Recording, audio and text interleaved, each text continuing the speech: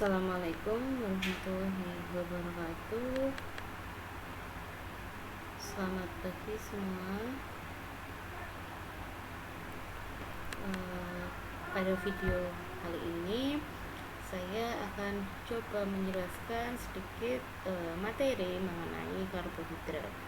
Nah, tentunya di sini sudah pada mengetahui ya atau sering mendengar karbohidrat seperti itu. Namun di sini ketika diminta menjelaskan apa itu yang dimaksud karbohidrat, mungkin banyak yang susah ya untuk menjelaskannya gitu ya, ataupun bingung dalam menjelaskan yang dimaksud dengan karbohidrat tersebut. Nah, karbohidrat ini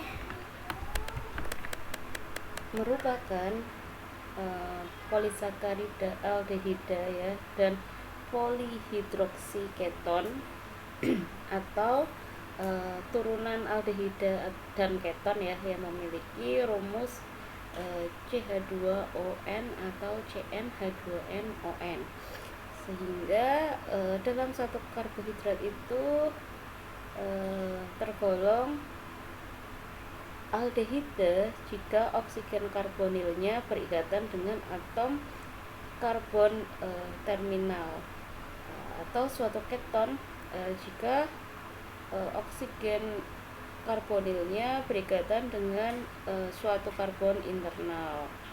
Nah, pada umumnya karbohidrat ini merupakan suatu zat ya, zat padat yang memiliki warna putih. Kemudian karbohidrat ini biasanya sukar untuk larut dalam pelarut organik. Nah, tetapi karbohidrat ini mudah dilarutkan dalam air. Nah, karbohidrat ini merupakan senyawa yang menyumbangkan energi untuk aktivitas manusia.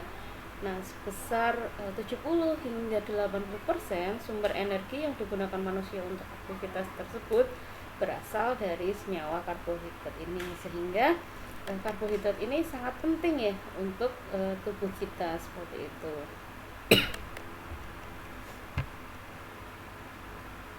Nah, di sini bisa kita lihat ya, tentunya adik-adik juga sudah tahu sumber-sumber karbohidrat ya, ataupun contoh karbohidrat ya yang ada di alam.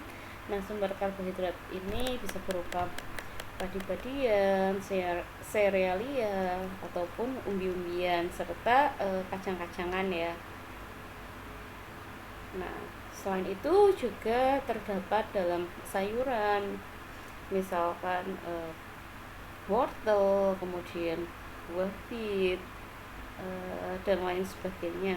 Selain itu juga karbohidrat bisa ditemukan dalam makanan nabati seperti daging, ikan, telur, ataupun susu. Namun sumber nabati tersebut sangat sedikit sekali mengandung karbohidrat jika dibandingkan dengan sumber nabati.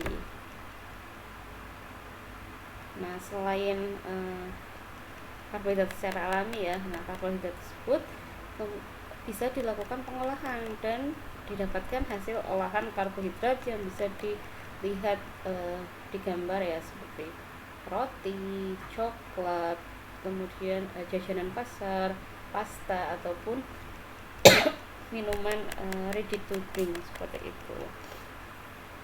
Nah, karbohidrat ini selain sebagai sumber energi, dia juga dapat memberikan rasa manis bagi makanan. Nah, selain itu dengan adanya karbohidrat dalam tubuh ya, itu dapat menghemat penggunaan lemak dan protein dalam tubuh. Kemudian karbohidrat itu juga baik ya, membantu kita dalam pengeluaran feses. Nah, di sini bisa dilihat ya, untuk karbohidrat itu strukturnya terdiri dari 3 komponen ya. Yang pertama adalah karbon atau unsur C, kemudian hidrogen atau H, dan yang ketiga oksigen atau O. Nah, untuk klasifikasi karbohidrat itu secara garis besar dibagi menjadi ke dalam 3 komponen. Yang pertama monosakarida, kemudian oligosakarida, dan yang ketiga polisakarida.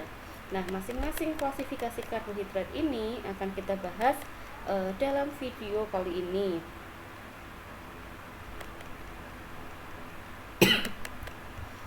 Nah, yang pertama kita akan membahas monosakarida ya, maksudnya. Ini kelebihan A ya. Di sini kita akan membahas monosakarida ya. Monosakarida itu merupakan suatu molekul yang terdiri dari 5 atau 6 atom C ya, atau karbon. Nah, monosakarida ini sering disebut dengan gula sederhana. Nah, kenapa disebut gula sederhana? Karena satuan dari karbohidrat ini tidak dapat dihidrolisis menjadi gula yang lebih sederhana. Karena itu monosakarida ini sering dikenal dengan gula sederhana, seperti itu. Karena memang komponen satuan dari karbohidrat monosakarida ini sudah sangat sederhana sehingga tidak dapat dihidrolisis menjadi molekul-molekul yang lebih kecil lagi. Nah, kemudian jika dilihat berdasarkan gugus fungsinya, jenis monosakarida ini dapat diklasifikasikan menjadi 2 golongan. Yang pertama aldosa, golongan yang kedua adalah ketosa. Nah, aldosa ini merupakan monosakarida yang memiliki gugus fungsi aldehid. Nah, sedangkan ketosa ini merupakan monosakarida yang memiliki gugus fungsi keton. Nah, selain dilihat dari gugus fungsinya, monosakarida itu juga bisa dilihat dari jumlah atom karbonnya ya, jumlah atom karbon yang menyusun monosakarida sendiri. Nah, jika dilihat dari jumlah atom karbonnya, monosakarida ini terdiri dari triosa, tetrosa, pentosa, dan heksosa. Nah, untuk triosa ini terdiri dari 3 atom karbon, kemudian tetrosa terdiri dari 4, pentosa 5, dan heksosa 6. Nah, di sini bisa dilihat ya. Tadi secara gugus fungsinya dibagi menjadi 2 ya, aldosa dan ketosa. Nah, sedangkan secara jumlah atomnya ini bisa dibagi menjadi 4. Yang pertama triosa. Triosa ini adanya 3 atom C atau karbon ya. Sedangkan tetrosa ini ada 4 dan pentosa ini 5, serta heksosa ini memiliki 6. Nah, ini klasifikasi monosakarida ya. Ini kolom di sini dibagi berdasarkan gugus fungsinya, sedangkan yang ke bawah sini dibagi berdasarkan jumlah atom karbon yang menyusunnya. Nah, untuk yang kedua, selain monosakarida, karbohidrat terdiri dari klasifikasi karbohidrat itu ada oligosakarida.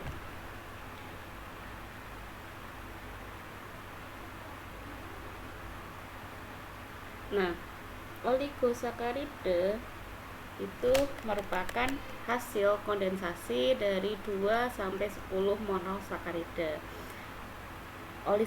Oligosakarida ini dapat berupa disakarida, trisakarida, ataupun tetrasakarida.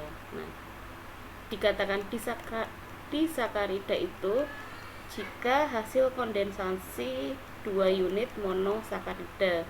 Sedangkan trisakarida ini merupakan hasil kondensasi dari 3 unit monosakarida. Kemudian untuk tetrasakarida merupakan hasil kondensasi dari 4 unit monosakarida. Jadi oligosakarida ini terdiri dari disakarida, trisakarida, dan tetrasakarida. Kemudian adapun contoh dari oligosakarida ini adalah laktosa, maltosa, serta sukrosa. Sukrosa tidak memiliki gugus OH bebas yang reaktif karena keduanya saling berikatan. Nah, sedangkan untuk laktosa dia memiliki gugus OH yang bebas pada atom C nomor 1 pada gugus glukosanya, sehingga laktosa memiliki sifat pereduksi ya, sedangkan sukrosa memiliki sifat non pereduksi. Nah, apa itu sukrosa? Sukrosa itu merupakan oligosakarida yang berperan penting dalam pengolahan makanan dan banyak terdapat pada tebu, buah bit, kemudian siwalan, serta kelapa kopior. Oligosakarida juga biasanya digunakan dalam pembuatan sirup, gula pasir ya.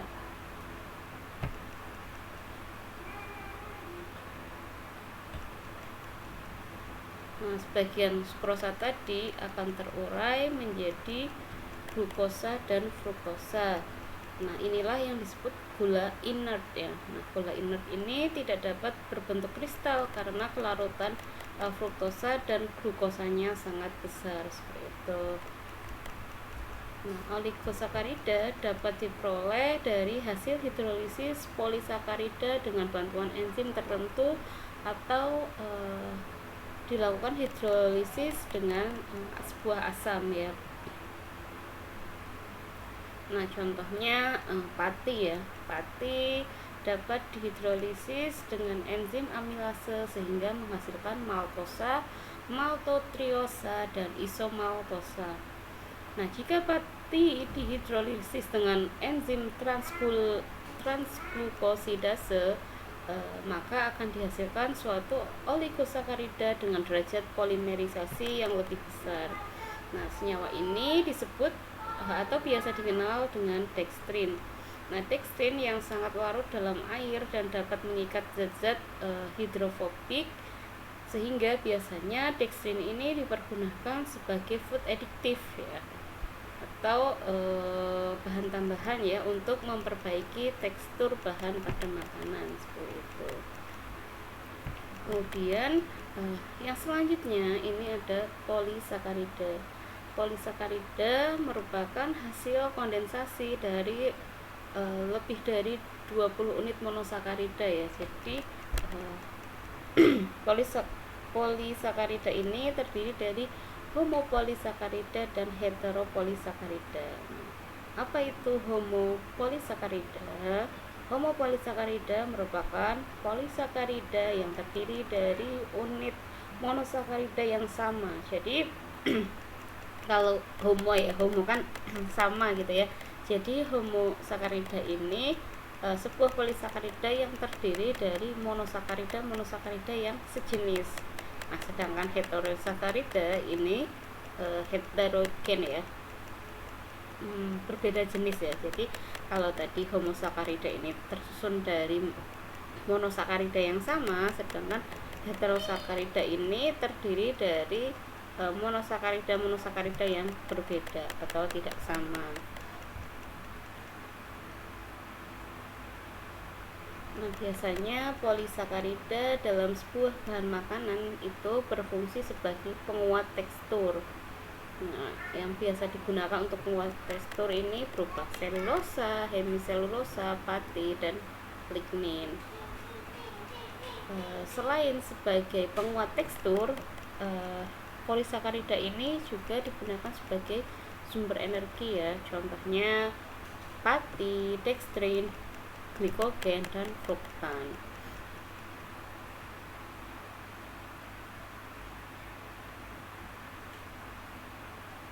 Nah, untuk polisakarida penguat tekstur ini biasanya tidak dapat dicerna tubuh, namun merupakan serat-serat atau dietary fiber yang dapat menstimulasi enzim-enzim pencernaan.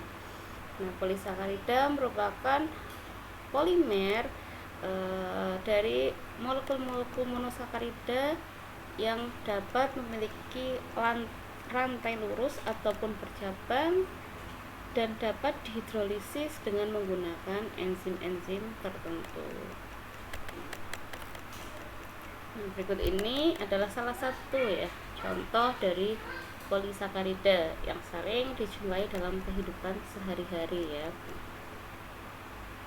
Nah, tadi sudah dijelaskan ya terkait homopolimer. Nah, pati ini merupakan homopolimer dari glukosa yang memiliki ikatan alfa glikosidik. Nah, setiap pati ini memiliki sifat yang berbeda-beda ya, bergantung dengan panjang rantai C dari si patinya. Jadi tidak semua pati ini memiliki sifat yang sama karena panjang rantai karbon dari pati ini berbeda. Kemudian selain panjangnya ini yang menyebabkan pati memiliki sifat yang berbeda ini karena lurus atau tidaknya rantai dari molekul si pati tadi. Nah, pati memiliki dua buah fraksi ya yang dapat dipisahkan dengan air panas. Ada fraksi terlarut dan fraksi tidak terlarut. Nah, untuk fraksi terlarutnya ini biasa dikenal dengan amilosa, sedangkan yang tidak terlarut ini biasa dikenal dengan amilopektin. Nah, untuk amilosa ini memiliki cabang ya, cabang memiliki struktur yang lurus, sedangkan amilopektin ini yang memiliki cabang. Jadi inilah yang membuat sifat antar pati itu ya berbeda seperti itu. Pati satu dengan pati yang lain itu memiliki beda sifatnya gitu ya, tidak melulu sama. Nah, kemudian ini klasifikasi secara detailnya ya dari penjelasan tadi, secara rincinya ya atau biar mudah gitu ya. Klasifikasi karbohidrat ini bisa kita tampilkan dalam sebuah tabel ya. Di sini ada monosakarida, oligosakarida dan polisakarida. Nah, untuk monosakarida jika dilihat dari gugus fungsionalnya tadi ya dibagi menjadi dua, yaitu aldosa atau ketosa. Aldosa yang biasa dikenal dengan glukosa, kemudian ketosa yang biasa dikenal dengan fruktosa. Nah, jika dilihat dari jumlah atom C-nya itu dibagi menjadi 4 tadi ya. Untuk yang memiliki atom C jumlahnya 3 dinamakan triosa, kemudian 4 tetrosa, 5 pentosa, 6 heksosa. Nah, kemudian untuk olisakarida ini bisa diklasifikasikan menjadi 3 ya, disakarida, trisakarida, dan tetrasakarida. Nah, contohnya untuk disakarida itu ada maltosa, laktosa, dan sukrosa. Kemudian untuk golongan trisakarida ini contohnya rafinosa. Sedangkan untuk tetrasakarida ini contohnya stasiosa.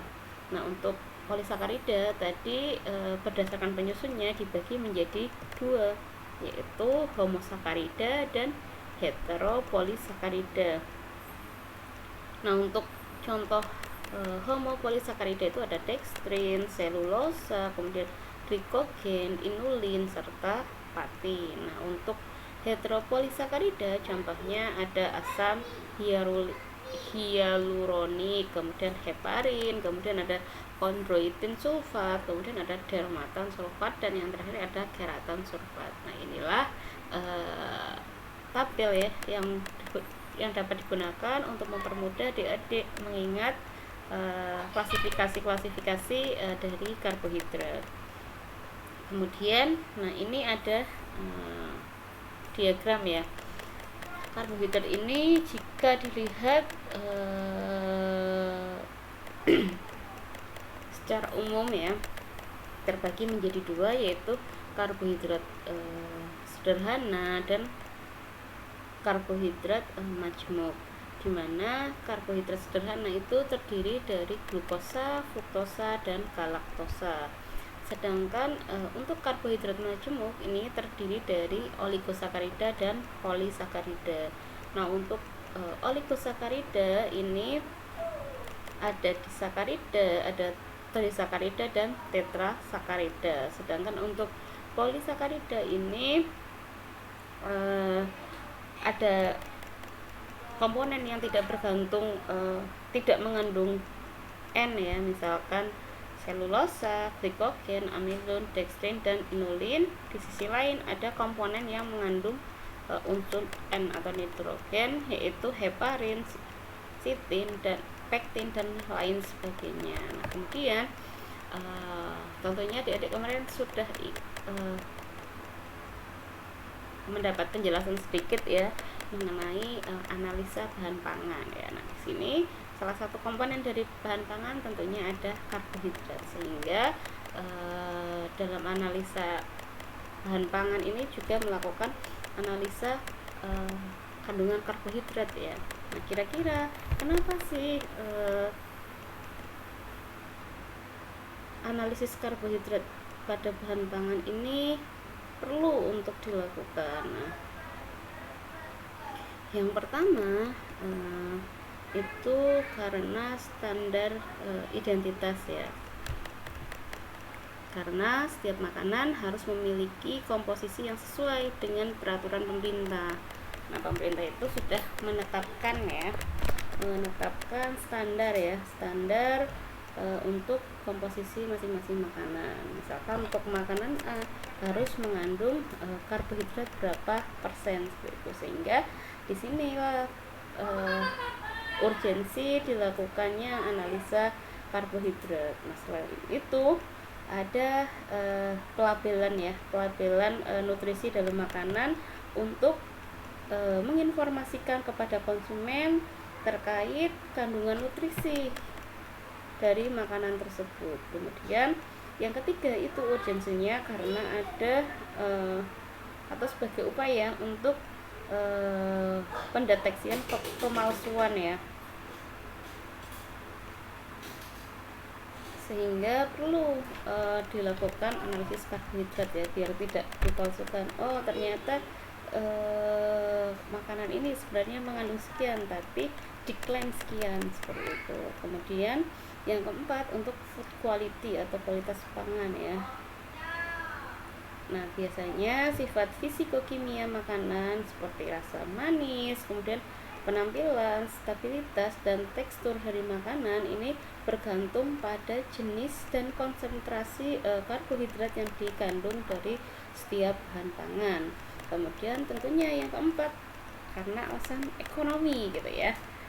Seperti yang adik-adik ketahui ya, industri itu biasanya tidak mau memberikan bahan-bahan yang mahal karena industri biasanya profit oriented seperti itu. Nah, kemudian yang terakhir tentunya alasannya apa? Karena food processing ya. Jadi di sini kita bisa melakukan pemrosesan makanan ya sebagai upaya untuk efisiensi ya pada operasi pemrosesan makanan, karena bisa dilihat di sini jenis karbohidratnya apa, kemudian konsentrasi karbohidrat yang ada di bahan pangan itu masing-masingnya berapa, seperti itu.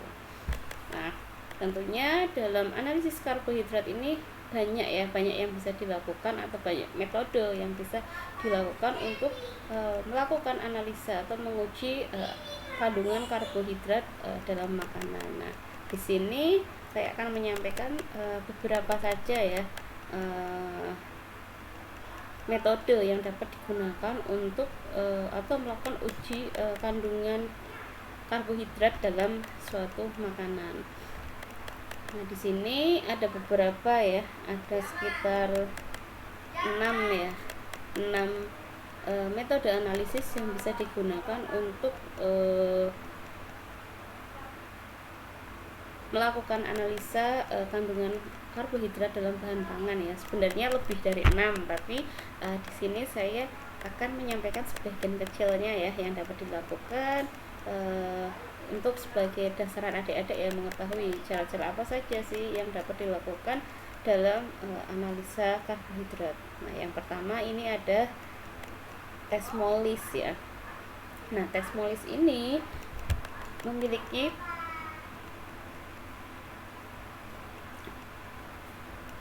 prinsip uji ya. Jika bahan pangan mengandung karbohidrat direaksikan dengan H2SO4 pekat, maka akan terhidrolisis sehingga membentuk suatu furfural. Nah, furfular ini kemudian akan membentuk persenyawaan naftol yang ditandai dengan terbentuknya cincin berwarna ungu. Nah, warna ungu yang terbentuk berupa cincin furfural pada batas antara larutan uji dengan asam sulfat ini menunjukkan bahwa larutan uji tersebut mengandung karbohidrat ya. Jadi di sini analisis Molis ini digunakan untuk mengetahui ada atau tidaknya kandungan karbohidrat dalam suatu makanan. Nah, tadi sudah saya sampaikan ya, jika terbentuk sebuah furfular yang memiliki warna ungu, maka bahan pangan tersebut positif mengandung karbohidrat seperti itu. Nah, sedangkan di sini tidak ada furfular yang memiliki warna ungu sehingga hasilnya negatif. Jadi dari hasil ini bahan makanan yang diuji dapat dikatakan tidak mengandung senyawa karbohidrat. Kemudian yang kedua dapat dilakukan dengan tes iodium atau kalium iodium. Tes ini untuk mengindikasi adanya kandungan pati dalam bahan pangan atau tidak ya. Nah, bisa dilihat ya contohnya ketika warnanya pekat ya, seperti yang ada di kanan, ini merupakan hasil menggambarkan hasilnya positif ya, artinya makanan bahan pangan tersebut memiliki kandungan pati. Sedangkan yang bening di sini ya, ini hasilnya negatif, berarti bahan pangannya yang sudah diuji ini tidak mengandung pati. Kemudian selain ada tes iodium dan kalium iodium, ini juga ada tes Barfoot atau tes yang dilakukan untuk mengidentifikasi adanya gula reduksi ya atau monosakarida seperti itu. Nah, reaksi Barfoot ini bersifat asam lemah dan hanya direduksi oleh monosakarida, sehingga dari uji atau tes Barfoot ini menghasilkan endapan yang berwarna lebih pekat. Nah, ketika menghasilkan endapan yang berwarna lebih pekat, ini dikatakan hasilnya positif atau bahan pangan tadi mengandung gula reduksi berupa monosakarida. Sedangkan jika tidak terjadi endapan, maka hasilnya negatif. Kemudian bisa dilakukan kembali tes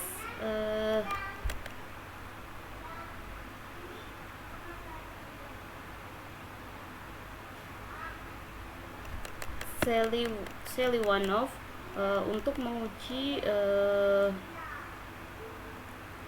ketosa ya.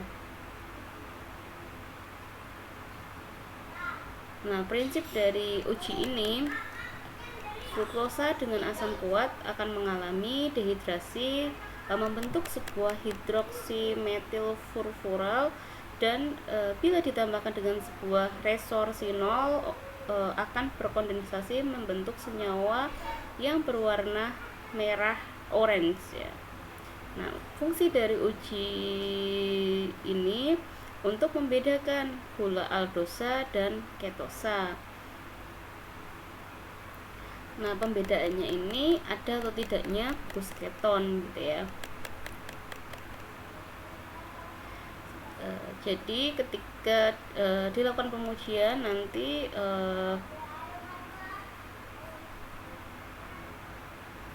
gula yang mengandung gugus aldehida ini digolongkan ke dalam aldosa, sedangkan gula yang mengandung gugus keton digolongkan ke dalam ketosa ya. Nah, ketika hasilnya seperti gambar yang di kanan ya, merah gitu ya, ini dia termasuk mengandung ketosa, sedangkan mengandung gugus keton ya, masuk golongan ketosa maksudnya. Sedangkan untuk hasil yang di sebelah kiri ini karena warnanya bening, ini dia mengandung gugus aldehid, sehingga dia dapat digolongkan ke dalam golongan aldosa.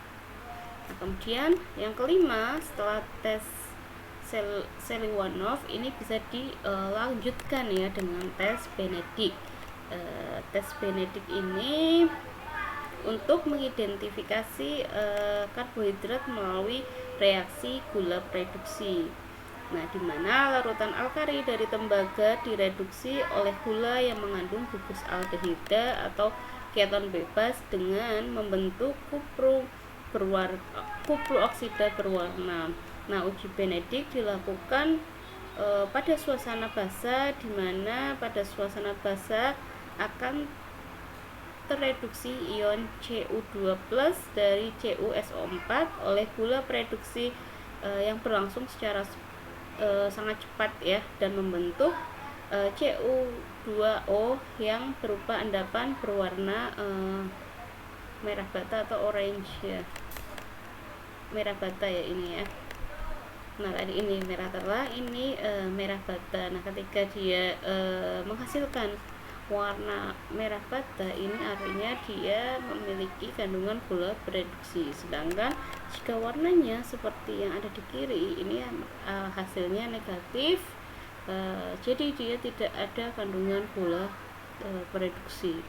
Nah, kemudian yang keenam atau tes yang terakhir setelah tes Benedict ini bisa dilakukan tes Bial ya. Nah, tes Bial ini atau uji Bial ya merupakan tes yang digunakan untuk mengetahui ada atau tidaknya pentosa dalam bahan pangan tersebut. Nah, pentosa itu contohnya seperti ribose ya. Nah, jadi ketika ditambahkan larutan orsinol dan FeCl3 di dalam HCl pekat, nah HCl yang terdapat pada reagen akan mendehidrasi gula yang menjadi furfural. Nah, jika dalam sampel terdapat gula pentosa, maka akan berwarna seperti ini ya. Jadi ketika hasilnya positif, ini artinya dia mengandung pentosa. Nah, untuk contoh yang ada di kiri dan kiri tengah ini merupakan hasil uji bahan pangan negatif ya. Jadi dia tidak mengandung pentosa seperti itu. Nah, ini tadi ya contohnya ya. Misalkan bahan pangan dilakukan tes molis. Nah, tes molis ini untuk melihat ya dalam bahan pangan ada kandungan karbohidrat atau tidak. Nah, jika tidak terjadi reaksi, maka dia tidak mengandung karbohidrat ya. Ketika dia berwarna ungu, dia mengandung karbohidrat. Kemudian bisa dilanjutkan dilakukan tes lagi yang kedua, yaitu tes iodin ataupun kalium iodium ya. Nah, ketika dia berwarna hitam biru, ini dia merupakan polisakarida. Tapi ketika tidak ada reaksi bahan pangan tersebut tadi, bisa kita lakukan tes lanjut ya, tes Barefoot. Nah, Barefoot ini untuk mengindikasikan ya monosakarida